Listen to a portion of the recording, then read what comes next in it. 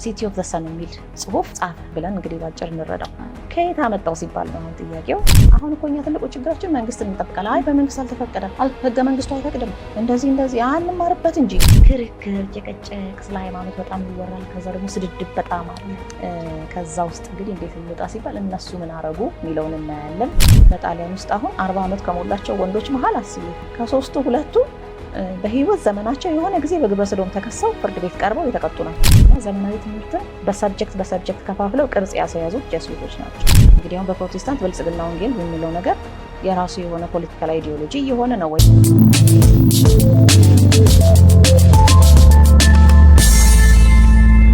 ቶማሶ ካምፓኔላ የሚባል ጣሊያናዊ ነበረ። በ16ኛው 17ኛው ክፍለ ዘመን መሀል ላይ ነው የኖረው እና የሚገርም ሰውዬ ነበር። ለጣሊያን በጎ ዘመን እንዲመጣ ይፈልግ ነበረ። በጣም ጨለማ ዘመን ላይ ነው የነበሩት ጣሊያኖች። ብዙ ጥንቅጥ ነበረባቸው እና ከዛ በኋላ ፀሐይ ያለባት ወይም ደግሞ ኢንላይትንድ የሆነች አብርሆት ያለባት ከተማ እንድትሆን ፈለገ ብለን ባጭሩ እንረዳው። ሮምን የካቶሊክ ቤተክርስቲያን በደንብ ኃላፊነቷ እንድትወጣ፣ በቃ ህዝቡን ከችግር እንድታወጣ፣ ነገስታቱ ልብ እንዲገዙ፣ የስፔን ነገስታት፣ የፈረንሳይ ነገስታት፣ የጣሊያን ነገስታት ማለት ነው እንግዲህ በቃ የተሻለ ዘመን እንዲመጣ በጣም ምኞት ስለነበረውና ትዕግስት የሌለውም ሰው ኦልሞስት ስለነበረ ሲቲ ኦፍ ዘ ሰን የሚል ጽሁፍ ጻፈ ብለን እንግዲህ ባጭር እንረዳው። ከየት አመጣው ሲባል ነው አሁን ጥያቄው። ከየት አመጣው? አይ በጣም አብዛኛውን ድርሻ አንበሳውን ድርሻ እዛ ውስጥ የያዘችው ኢትዮጵያ ናት። ስለ አክሱም ከሰማው፣ ስለ ኢትዮጵያውያን ክርስትና በጥቅሉ ከሰማው፣ ስለ ላሊበላ ምክንያቱም እሱ 16ኛው ክፍለ ዘመን የነበረ የዛጉዌ ነገስታት ደግሞ 11 12 በደንብ ዘገባው ደርሷል የቄሱ ዮሐንስ ሀገር። ስለዚህ ከዛ ከሰማው አውጣቶ የጻፈው እንደሆነ በማስረጃ በማሳየት መጀመሪያ እሱ ትንሽ ጽሁፍ አለች ሲቲ ኦፍ ዘ ሰን፣ እሷ ተተረጎመች ምዕራፍ 1 ላይ። ከዛ ስለ ኢትዮጵያ መሆኑን ማስረጃ ምዕራፍ 2 ላይ፣ ምዕራፍ 3 4 እያለ ምንድነው ከዚህ የምንወስደው ትምህርት፣ እነሱ ምን ተጠቀሙበት፣ እኛስ አሁን ምን ይጠቅመናል እያለ እስከ 7 ምዕራፍ ድረስ የሚሄድ መጽሐፍ ነው። ታሪኩን ስታነቢ በጣም የሚያስደነግጥ መመሳሰል ታያለሽ። አሁን እንግዲህ ኢትዮጵያ ላይ የጻፍኩት ስለ እንግሊዝ ነው በብዛት። ይሄ የፀሐይ ከተማ ላይ ደግሞ አሁን የጻፍኩት ስለ ጣሊያን ነው በብዛት። ሁለቱም የጨለማው ዘመን የሚባለው ዳርክ ኤጅ የሚሉት አለ ለአውሮፓ በጥቅሉ ማለት ነው። ከ7-8ኛው መቶ ክፍለ ዘመን ይጀምርና እስከ 13 እስከ 14 ይዘልቃል። ያ የጨለማ ዘመን ላይ የነበረባቸው ችግር እኮ ነው አሁን እኛም ጋር ያለው ትያለሽ ስታነቢው ማለት ነው። ምናልባት እንደውም የእነሱም ይብስ ነበረ እና ለምሳሌ ገበሬዎች በጣም ብዙ ተፈናቅለው ልጆቻቸው ተፈናቅለው ከተማ መግባት ፍልሰት፣ ከዛ የከተማ መጨናነቅ። አሁን እንደዚህ ስለ በቃ በደንብ የአዲስ አበባ ሰው ይረዳል። ከተማ ገብተው አያልፍላቸውም፣ መተረማመስ ነው። ኮሚኒኬብል ዲዚዝ፣ ይሄ ተላላፊ በሽታ ይበዛል። ባዕድ አምልኮ አለ። በጣም ጎጂ ልማዶች አሉ። ሴቶቹ የማያምኑት ነገር የለም። የጣሊያን ሴቶች ወይም የእንግሊዝ ሴቶች በያቸው በዛ ጊዜ ለምሳሌ ለአካላዊ ውበታቸው የሚያደርጉት ነገር እነሱን ጤናቸው የሚጎዳ ይሆናል። አጫጭር ነበሩ። መቀንጨር ነበር። ስለ መቀንጨር ሳነሳ አሁን ዋው ኢትዮጵያ ውስጥ አሁን ትልቅ ችግር ነው መቀንጨር። የእናቶች የህፃናት ምገባ ሁሉ በትምህርት ቤት እስኪጀመር ድረስ ያለው ችግር ማለት ነው። እነሱ ጋር ነበር ይሄ ሁሉ ነገር። ግብረ ሰዶም አሁን ችግር እየሆነ የመጣው በጣሊያን ውስጥ አሁን 40 ዓመት ከሞላቸው ወንዶች መሀል አስቡ ከሶስቱ ሁለቱ በህይወት ዘመናቸው የሆነ ጊዜ በግብረ ሰዶም ተከሰው ፍርድ ቤት ቀርበው የተቀጡ ናቸው። እኔ ሶስተኛው አምልጦ ነው ብዬ የማስበው እንጂ ሁሉም ሳይሆኑ አይቀሩም። በጣሊያን ፍሎሬንስ ማለት ነው። ፍሎሬንስ ሬኔሳንስ የተጀመረባት ከተማ ናት። ግብረ ሰዶም ድቅቅ አድርጓት የነበረች ማለት ነው። ሬኔሳንሱም ከግብረ ሰዶም ነፃ አልሆነም። ያው እሱን ይዘው ነው የቀጠሉት።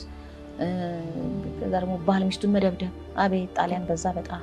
ከዛ በኋላ ውሽማ መያዝ፣ በቃ ሁለታችንም ተስማምተንበት እናድርገው። ኦፕን ሜሬጅ የሚባለው ነገር ማለት ነው። መወሸም፣ ሴቷ ተወሽማለች፣ ወንዱ ይወሽማል። አውት ኦፍ ዌድሎክ የሚባለው ከጋብቻ ውጭ የሚወለዱ ልጆች ይበዛሉ። ከዛ በርስትና በውርስ ጭቅጭቅ፣ መሬቱ ለኔ ይገባኛል፣ ቤቱ ለኔ ይገባኛል የመሳሰሉት ነገሮችና ዝም ብለሽ ስታነቢው እንዴ አሁን እኮ እየኖር ነው ይሄንን ነገር ወደዛ እየሄድን ነው። ኢቨን አሁን ኢትዮጵያ ውስጥ ፍቺ እየበዛ ነው። ፍቺ ብዙም ከማይበዛባቸው አገራት መሀል አንዷ ነበረች ኢትዮጵያ፣ ትንሽ ቀደም ባሉት ክፍለ ዘመናት ማለት ነው። ህንድም ትጠቀሳለች በዛ። አሁን ግን ፍቺ በጣም እየበዛ በጥሩ ሁኔታ የተመሰረተ ትዳር ነው ተብሎ የሚታሰበው ሳይቀር ፍቺ እያሰጋው ወይ ደግሞ በጣም ጠብ ወይም ደግሞ እንደው ጨርሶ ባይፋቱም ተለያይቶ መኖር እንዲህ ነገር የበዛበት። ስለዚህ አሁን ሲታይ በቃ የመንግስታት ይሄ እንትን ላይ ያለው ንግድ ላይ ያለው እንታየው ንግድ ላይ ደብቆ ማስወደድ የሆነ ነገር መጋዘን ውስጥ መከርቸም ከዛ ሰው አጥቶ ሲሰቃይ አውጥተሽ በውድ መቸብቸብ ብዙ ነገር ያለ ነገር ነው መስሎ አንድ አይነት ነገር ኦልሞስት እየኖርን አሁን ለኛ ጨለማ ዘመን ነው ብዬ ነው የምቆጥረው። እና ለዛ ነው እንግዲህ አብርሆት ያስፈልጋል። ሁሉም ሰው ደግሞ እያለው ነው ቅን አስተሳሰብ ያስፈልጋል፣ የሰው ልጅ መብት ይከበር፣ እንደዚህ እያልን ያለ ነው። ይሄ ድምፅ 15-16ኛ ክፍለ ዘመን ላይ አውሮፓ ውስጥ ነበረ በሰፊው በዘፈን መልክ፣ በኪነ ጥበብ መልክ፣ በስዕል መልክ፣ በቅርጻ ቅርጽ መልክ። ኧረ በቃ የሰው ልጅ ይከበር፣ ኧረ እባካችሁ አገዳደል፣ አሰቃቂ አገዳደሎች ነበሩ ጣሊያን ውስጥ። አሁን የቫይኪንግስ ፊልም ምናምን ያየ ሰው ያውቀዋል በደንብ። አሰቃቂ ነገሮች፣ አንድ ሰው ሃይማኖቱን ክዷል ተብሎ የሚደረግበት ነገሮች እጅግ በጣም አሰቃቂ ነው። ወይም ደግሞ በሆነች ነገር ተጠርጥሯል ተብሎ እንግዲህ ሰው ይመከራል፣ ይወገዛል። ከዛ ውጭ ሌላ ነገር አያስፈልገውም፣ ሌላ የወንጀል ዓላማ ከሌለው በቃ። ያ ሁሉ ነገር መስመር ስቶ መጠዛጠዝ፣ መለፋለፍ ክርስቲያኖች ናቸው ተብለው እንግዲህ ጣሊያኖች ያው ካቶሊክ ክርስቲያን ብለው ማለት ነው። አሁን በቃ እኛ የምናየው ነገር ክርክር፣ ጭቅጭቅ፣ ስለ ሃይማኖት በጣም ይወራል። ከዛ ደግሞ ስድድብ በጣም አለ። ምንድነው የነካቸው እስኪሉ ድረስ ማለት ነው እንግዲህ ሽማግሌዎቻቸው የነሱ ማለት ትውልዱ ምን ነካው? በጣም ይለፈልፋል፣ ለፍላፊ ነው፣ ይሰዳደባል፣ ፍሬ የለውም የሚያወራው ነገር። ከዛ ደግሞ መልሶ ክርስቲያን ነኝ ይላል። በእያንዳንዱ አረፍተ ነገር ውስጥ የክርስቶስን ስም ሳይጠራ አያልፍም። እየጠራ ግን ይሳደባል፣ ይሰዳደባል። እና ይሄ አሁን በቃ እኛ እኮ ነን አሁን እኛ ያለንበት ችግር ማለት ነው። እና ከዛ ውስጥ እንግዲህ እንዴት እንውጣ ሲባል እነሱ ምን አረጉ የሚለውን እናያለን። ያደረጉት ነገር በሙሉ ትክክል ነው ማለት አይደለም። ምክንያቱም ከዛ በኋላ ወደ ኮሎኒያሊዝም ነው የሄዱት፣ ቅኝ ግዛት፣ ሌላውን ወደ ማስጨነቅ ነው የመጡት። እኛም ኮሎኒያሊዝም ውስጥ ከገባን ነው አብርሆት ምንለው ነገር የለም። ቢያንስ ግን ምን አስተካከሉ? ከኛ ምን ተምረው ነበር? እኛ ደግሞ አሁን ስለረሳነው ራሳችንን እኛ እንዴት ኢንስፓየር አድርገናቸው ነበር? የኛ በጎ ነገር ምንድን ነበር የሚለውን እንድናውቅ እንድንማር ነው። እንግዲህ ይሄ ነው ጥቅሙ። ስለ ኢትዮጵያ በግልጽ አይናገሩም። የሚጽፉባቸው ሁኔታዎች አሉ። በቃ በትክክል አቢሲኒያ ሄደን የቄስ ዮሐንስ ሀገር ሄደን እንዲህ ተፈጠመን ብለው የሚጽፉት ነገር አለ። ያ ነገር ግን አያረካሽም። በቃ የሆነ ምንድነው አኔክዶትስ የሆነ ቦታ ሄደው የሆነች ያዩዋትን ነገር ምናምን በቃ ጠቀስ ጸብም ካለ ጸቡን፣ ንጉሱም ደግሞ በቃ አከራካሪና አጠያያቂ ነገር ብዙም ልብሽ ውስጥ የማይገባ ነገር ይጽፋሉ። ጥሩን ትምህርት ግን በኮድ ነው የሚጽፉት ለራሳቸው ስለሆነ ማለት ነው። እነሱም ደግሞ ከኛ የተሻለ እኮ ሌላ ሀገር አለ ብሎ ህዝባቸው እንዳይከዳቸው። ምክንያቱም ኢትዮጵያ ደርሶ የተመለሰ ሰው ብዙ ጊዜ ያምጽባቸው ነበረ።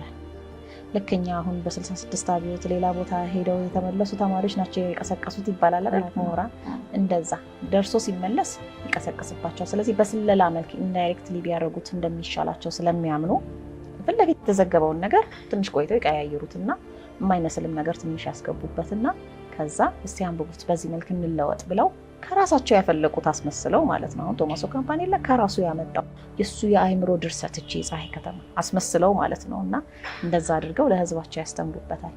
ሌላው ነገር ግን ራሳቸው የምስጢር ማህበርም ስለሆኑ የምስጢር ማህበረሰብ ደግሞ እውነት አይነግርሽም። ምስጢር ይሰልልሻል እንጂ አንቺ አታውቂም። አጠገብሽ እኮ ነው፣ እያወራሽ ነው፣ ምን እያለሽ ነው፣ እያስተማረሽ ሊሆን ይችላል፣ እየመራሽ ሊሆን ይችላል፣ እያከመሽ ሊሆን ይችላል። ግን አታውቂውም ምን እንደሚሰራ እሱ ምን እንደሆነ አታውቂው። የምስጢር ማህበረሰብ ስለሆነ ማለት ነው። አንቺ የምታውቂው ይመስልሻል ከላይ ከላይ። እና በዛ መልክም ስለሆነ ቶማስ ካምፓኔላም የዛ ንክኪ ያለው ሰው ስለሆነ ምስጢራውያን ደግሞ በምስጢር ሸፈን በቅኔያቸው ግን ከባድ በጣም የሚገርም ነው ማለት ኢምፕሊኬሽኑ እስከ ወደፊት ሁሉ ይቀጥላል። ገና ከዚህ በኋላ የሚገጥመን እስከ ዳግም ምጽአት ድረስ ሁሉ ብዙ ያስብ ነው ኢየሩሳሌም ላይ ስለሚከሰተው ነገር። ምክንያቱም የፀሐይ ከተማ አንዷ ኢየሩሳሌም ላይ ምንድነው የሚከሰተው? ጌታ ሲመጣ ያርፍበታል የሚባለው ደብረ ጽዮን በዓተ መንግስቱ ተብሎ የሚጠራው የዓለም ሕዝብ ፍርድ እንዴት ነው የሚከናወነው የሚለውን እዛ ድረስ አስበውበት ከዛ እንግዲህ ቅድመ ዝግጅት እያደረገ ነው መሰለኝ። እንግዲህ ሀሳዊ መሲኔ ምን እንደሚሰራ አላውቅም። ወይም እሱ ወይ የእሱ መንፈስ በይው እንግዲህ እና ያን ሁሉ ደረጃ አስበውበት ብዙ ነገር ነው በቃ እና ጽፈው አስቀምጠውታል። ስለዚህ ቅኔው በጣም ዘርፈ ብዙ ነው። የተወሰነ ድረስ ነው ልፈታው የምችለው። ከዛ ደግሞ ሌላ ሰው ደግሞ በደንብ በመንፈሳዊ እይታ በደንብ ቢያየው ደግሞ ብዙ ቅኔ ከውስጡ ባልና በዛ መልክ ኮሚኒኬት ማድረግ ይመርጣሉ የምስጢር ማህበረሰቦች። ለዛ ነው ኢየሱሳውያን እንግዲህ አንድ ማህበር ናቸው። ማለትም ከብዙ ማህበራት ትንንሽ ማህበራት ብዙ አሉ። ትንንሽ እምልሽ እንግዲህ ያው ስራቸው ትንሽ ሆኖ ወይም ብዛታቸው ትንሽ ሆኖ ሳይሆን ብዙ ናቸው። ኒመራስ በቃ የምስጢር ማህበረሰብ ተብሎ ብዙ አይነት አለ። ራሱ መኖሩንም አናውቀዋለን፣ መኖሩንም እናውቀውም አለ።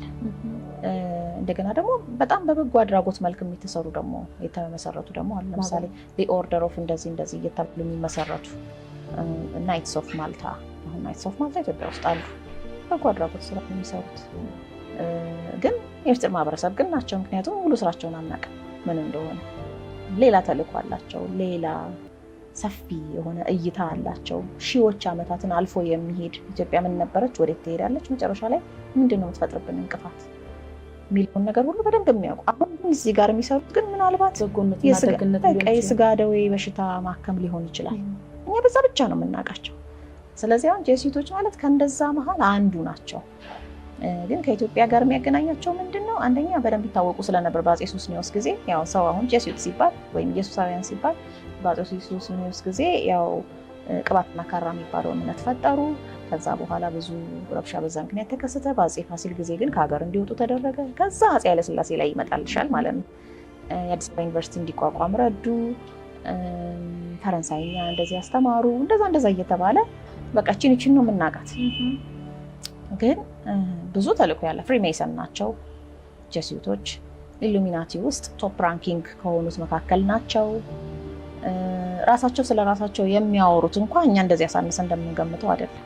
ሌላው የሚያማቸው ብቻ ሳይሆን ራሳቸው ስለ ራሳቸው የሚናገሩት ወይም እነሱ መሀል የነበሩ ሰዎች የወጡ ሰዎች የሚናገሩት ቀላል ነገር አይደለም። ስለዚህ አሁን ለምሳሌ በዘመናዊው ዓለም የምናውቀው የውትድርና ስነ ምግባር ቲዮሪ፣ የጦርነት እኮ ቲዮሪ ያለው ጦርነት ያንን ነገር በደንብ መልክ ማስያዝ የጀመሩት እነሱ ነበሩ ይባላል ጄሱቶች። ምስጢራዊ ተቋም ደግሞ የሶስተኛው ዓለም ሀገራትን የሚያሰለጥኑበት በተለይ ከአብዮቱ ጋር በተያያዘ ጄሱቶች እንግዲህ የፈረንሳይኛ ቃል ነው ጄሱት እና ፈረንሳይ ውስጥ ነው አብዮት የጀመረው። ትልቅ ሚና ነበራቸው እዛ ጋር ጄሱቶች። የንግስናውን ነገር ይጠሉት ነበር፣ አይወዱትም። ይሄ በክርስቲያናዊ ንግስና አይወዱትም። እነሱ ወደ ኮሚኒዝሙ ያደላሉ። ግን ኮሚኒዝም ሲባል ለሌላው ዓለም ነው እንጂ ደግሞ ለራሳቸው የሚከተሉት የራሳቸው ፕሪንሲፕል ይኖራቸዋል። ስለ ህዋ ስለ ጠፈር ያለን እውቀት አብዛኛውን ነገር እኛ እንግዲህ 5ኛ ክፍል 6ኛ ክፍል የተማርነው መሬት፣ ማርስ፣ ጁፒተር እያልን የተማርናቸውን ነገሮች በዛ ደረጃ በቃ ይሄንን ነው ማወቅ ያለባቸው ብለው የወሰኑልን እነሱ ናቸው። ምናልባት የኛ አባቶች ወስነው ቢሆን መጽሐፈ ሄኖክን ነበር የምንማረው። እነሱ ስለወሰኑት ግን ትምህርት ቤት ውስጥ የምንማረው ያንንና ዘመናዊ ትምህርትን በሰብጀክት ከፋፍለው ቅርጽ ያስያዙት ጄሱቶች ናቸው። ስለዚህ አሁን በዘመናዊ ትምህርት ተምረን ለዛ ነው ኢትዮጵያን ማወቅ የሚከብደን፣ በእነሱ ዓለም ውስጥ ስለምንኖር ማለት ነው። የሚመሩት ደግሞ እነሱ ናቸው እና ብዙ ጥልቅ ነገር አለው። አዎ ብዙ ጥልቅ ነገር አለው። መሪዎችን ያሰለጥናሉ። ለምሳሌ እኔ አባ ተስፋ ስላሴ ሞገስ መጽሐፍ ላይ ነው ጄሱቶች የ666 ምስጢራዊ ተቋም መስራቾች ናቸው የሚል ነገር ያየሁት እዛ ላይ ነው። ሬፈረንሱንም አስገብቻለሁ መጽሐፌ ላይ። ግን ለምንድን ነው ያስገባሁት? ስላመንኩበት ነው። በቃ ሲታይ ሲነበብ ያን ነገር አሁን ማኪያቬሊን ለዚህ ዘመን መሪዎች ማስተማር ምን የሚሉት ነው?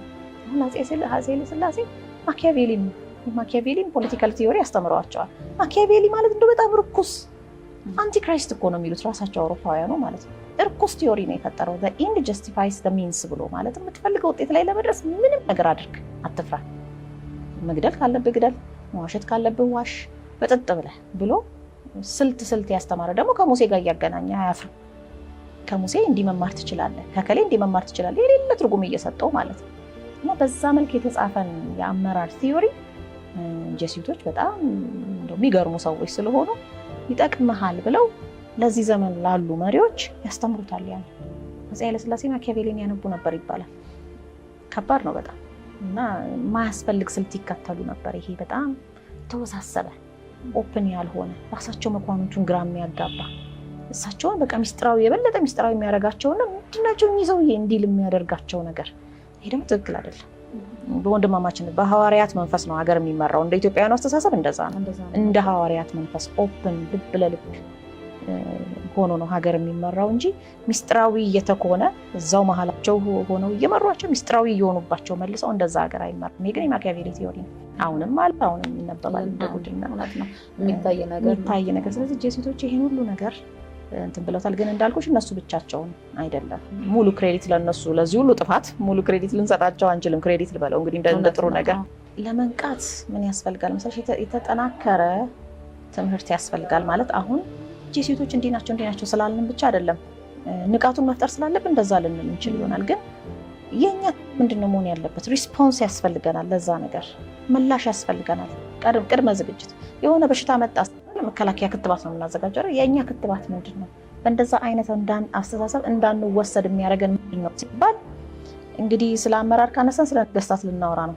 ያንን መንገድ አልተቆለፈም። አሁን በደንብ ስለ ነገስታት ከተነሳ አፄዎቹ ዘመን መቼም እነኚህ ሰዎች ሞኞች አልነበሩም። 3000 ዓመት እንዴት እንግዲህ ከንግስተ ሳባ ወዲህ ያለችውን ብቻ እንኳን ስንቆጥር ማለት 3000 ዓመት እንዴት ሀገር አቆሙ ብልህ ነበሩ መሰለኝ ብለን እኮ ትንሽ መጠርጠር አለብን። እኛ እኮ 40 እና 50 ዓመታችን ከዛ ስርዓት ውጪ ስንሆን በጣም ትንሽ ግን በቃ ሁሉን አውቀን የጨረስን መሰለን። በ40 እና 50 ዓመት እንዴት ይነጻጸራል? 40 እና 50 ዓመት ከ3000 ምንድን ነበር ብለን ከዛ ትምህርት ለመውሰድ ተዘግቷል። ለዛ ነው አሁን የዚህ መጽሐፍ ላይ አንድ ሪኮሜንዴሽን ቤተክርስቲያን የራሷን ሊደርሺፕ አካዳሚ ያስፈልጋታል።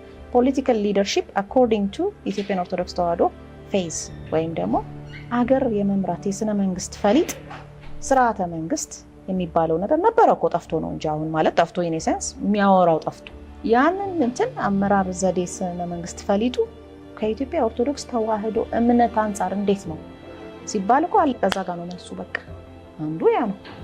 ግን መንገድ ተዘጋግቷል ያ ነገር እንዳይነገር እና ያን የተዘጋ መንገድ መስበርና ምክንያቱም አሁን ሌላውም የየራሱ እኮ ፖለቲካል ቲዮሪ ያለው በሌሎች እምነት ስናየው ብዝሃነት ይባላል። ግን ሁሉም የየራሱ ፖለቲካል ቲዮሪ ያለው እኛም አለና ኦርቶዶክስ ተዋህዶ ውስጥም እኮ አለ። ይሄኛው ክልክል ይሄኛው የተፈቀደ የሚሆንበት ምንድን ነው? እንግዲህ አሁን በፕሮቴስታንት ብልጽግና ወንጌል ብንለው ነገር የራሱ የሆነ ፖለቲካል አይዲዮሎጂ የሆነ ነው ወይም ዶሚኒዮኒዝም የምንለው እዛ ጋር ያለው ነገር የሚተገበርበትና ያኛው ደግሞ አይ ክልክል ነው የሚባልበት ምክንያት ምንድን ነው? እኩል ከሆነ እኩል ነን በቃ ይሄኛው ሊደርሺፕ አካዳሚ ያሸነፈ በአይዲያ በሰው ዘንድ ተቀባይነት ያለው የቱ ነው የሚለው ለኔው እናውጣውና አሁን እኮ እኛ ትልቁ ችግራችን መንግስትን እንጠብቃለን። አይ በመንግስት አልተፈቀደም፣ ህገ መንግስቱ አይፈቅድም፣ እንደዚህ አንማርበት እንጂ ለዛ እኮ ነው ቤተክርስቲያን ሊደርሺፕ አካዳሚ ታቋቁም። እኔ ሀብት ቢኖረኝ አካዳሚውን የራሴ አቋቁምላት ነበር። ጊዜና ሀብት ቢኖረኝ ሪሶርሱ ቢኖረኝ እኔ ራሴ አቋቁሜ እዛው ቦታ ላይ ሪሶርስ ማስቀመጥ መቼም አያቅተኝም የሆነ መነሻ። ከዛ ደግሞ በጣም ብዙ አይምሮ ያላቸው አቅሙ ያላቸው ሰዎች ደግሞ አሉ። ማንን ነው የምንጠብቀው? መብት ነው። ይሄ መብታችን ነው፣ ሙሉ ለሙሉ መብታችን ነው። ስለዚህ ይሄ እንግዲህ አንድ ከዛ መጀመር ይቻላል ማለት ነው። እየጠበቅን ነው የተቸገርነው እኛ ለዛ ነው የመጽሐፉ መጨረሻ ላይ ይሄ አልጸደቀልኝም፣ ይሄ አልተፈቀደልኝም፣ ይሄን ይረዳኝ የለም ምናምን ብለን ወደኋላ የምንለው ነገር የለም።